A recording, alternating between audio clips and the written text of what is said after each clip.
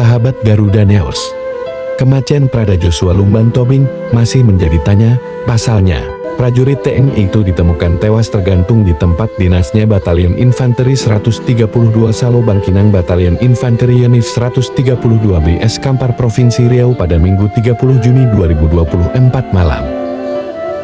Menurut pihak Yonif 132 BS Kampar, Prada Joshua ditemukan gantung diri karena putus cinta dengan pacarnya Juli Sihombing.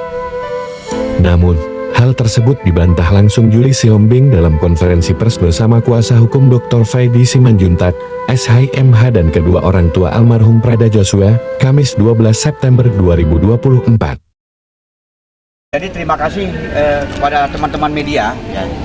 Jadi hari ini kita mendampingi keluarga korban almarhum Prada Joshua Lumban Tobing yang ditemukan tewas tergantung di Batalion 132 Salo, ya, tepatnya di gudang logistik, ya, Batalion Salo 132. Jadi keluarga menindaklanjuti. Kemarin kita sudah bolak-balik berulang kali mendatangi pihak Denpom Pekanbaru, yang mana Denpom Pekanbaru kemarin menindaklanjuti laporan yang sebelumnya keluarga sudah melaporkan ke Dan Puspom TNI Angkatan Darat Jakarta tentang adanya dugaan adanya indikasi pembunuhan berencana yang terjadi pada tanggal 30 Juni yang menimpa anak keluarga dari korban, ya, yaitu Bapak Wilson Lumban Tobing dan ibunya Boru Marbun, ya.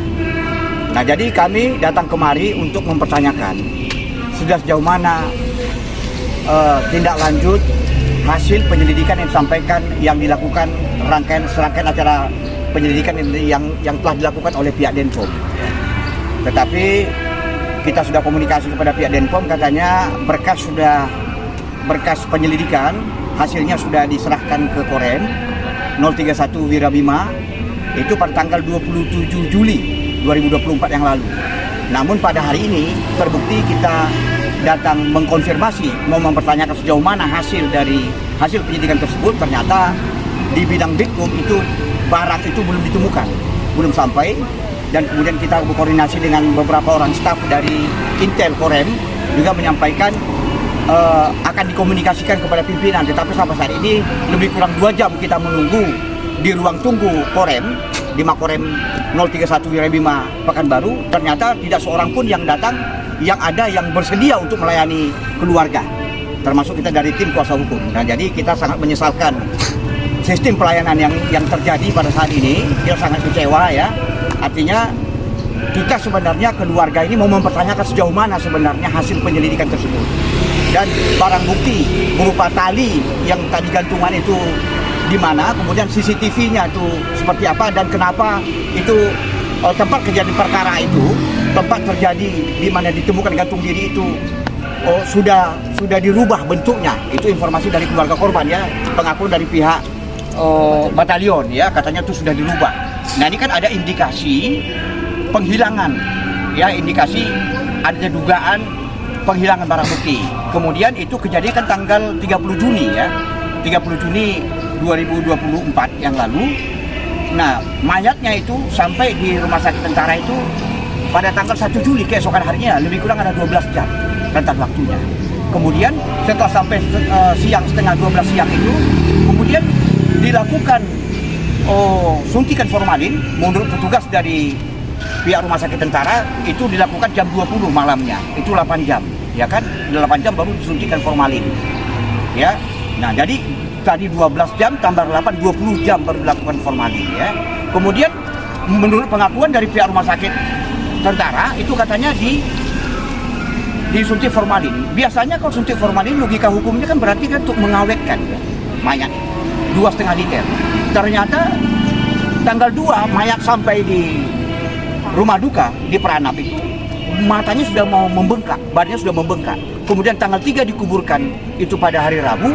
Itu tuh badannya sudah, peti itu sudah penuh, membengkak atau sudah membusuk, bahkan itu diisolasi, ya, di packing, ya, supaya jangan, karena sudah memunculkan bau yang tidak sedap.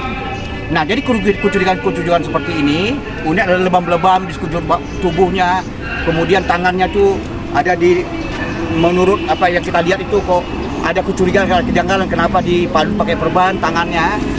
Nah, kemudian ada beberapa lebam di bagian tubuhnya, kemudian di kepala tuh ada kayak bekas-bekas memar gitu ya.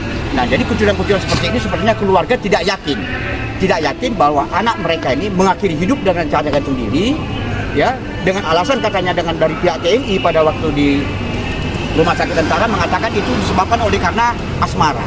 Keluarga tidak yakin, ya, tidak yakin itu karena ditemukan adanya beberapa kejanggalan. Nah, untuk itu makanya tadi keluarga kita sudah melaporkan ke Puspom TNI AD dan kemudian sudah ditindaklanjuti dan kita mau mempertanyakan bagaimana hasilnya sebenarnya ke Korem, karena laporan dari informasi dari pihak Denpom Pekanbaru hasilnya sudah diserahkan ke Korem. Makanya kita tanya kemari, tetapi sangat disayangkan, ya.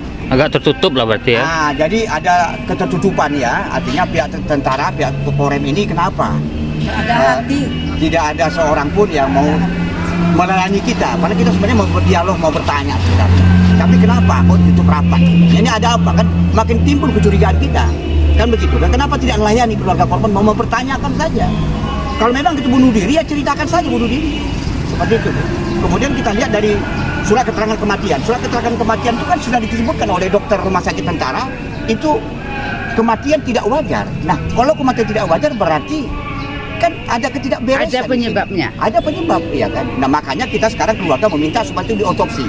Segera diotopsi dan minta kepada Bapak Presiden, kepada pejabat-pejabat di tingkat pusat, ya, seperti KSP, seperti Komnas HAM, seperti DPR RI, untuk bersama-sama berkolaborasi membentuk tim pencari fakta TPF, dan segera lakukan otopsi agar perkara ini terkuak jelas terang benderang seperti itu, ya.